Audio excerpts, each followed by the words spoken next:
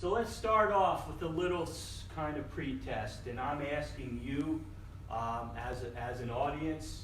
So true or false? There is a right or wrong way to grieve. False. False. Why is that false? Everyone's different. Absolutely, absolutely. And it's important to understand that, right? Because have you ever thought about, what do I say if you go to a funeral or you found out that somebody lost somebody close to them? You think about, what do I say, right? You know, you don't know. And sometimes you think, well, here's what I would have wanted somebody to say to me. But does that, you know, maybe they're different, right? Maybe they don't, you know, so it's really important to kind of understand and let that person teach you how to support them, right? If you're listening, that's important. What does the loss of a friend or family member impact? What areas does it impact? Name them for me. Give me some specifics. Sense of safety. Sense of safety. What else? Emotional well-being. Emotional well-being. Maybe financial. Security. What's that? Maybe financial. Absolutely. Absolutely. The physical. Yeah, you bet. Relationships. Relationships. You bet. Holidays. Right. We got some coming up. And you know, I've been a little too busy talking about this topic throughout all of our companies and organizations this time of year. You're right, because of that reason, because we remember. And I'm going to talk a little bit about some of my remembering, and I'm going to offer you the opportunity to do it for you too.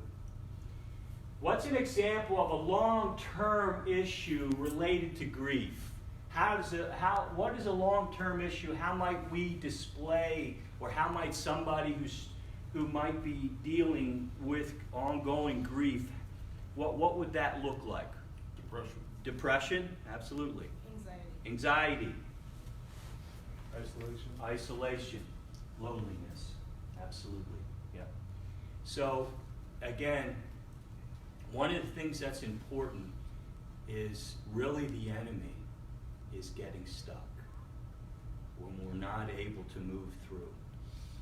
Right? When we get stuck in anger, when we get stuck in depression, when we get stuck in anxiety, when we get stuck. Right?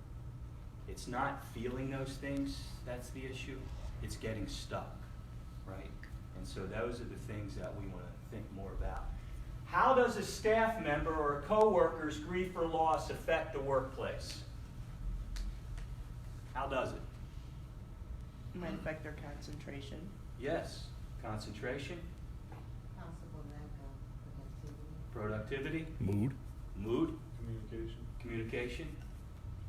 So I'm just going to ask, say a coworker is really struggling with the loss, and maybe even an unexpected loss. Would you, as a supervisor, write them up because they were not productive? No. And I hope not, right? Because what does a trauma-informed workplace understand? It doesn't say what's wrong with you, it asks what happened to you, right? And so those are the things to think about. That's important. You can help somebody with their grief, true or false? True. False. Okay, let's start with the true people. Why is that true for you? You can be there for them. You can be there? Yeah. Yeah. Someone to talk to. What's that? Someone to talk to. Someone to talk to, that you know you're not alone. Because remember, this issue we all have in common. Right? What's the false part? People go through it in their own way. You feel helpless. Yes. Because there's not much you can do.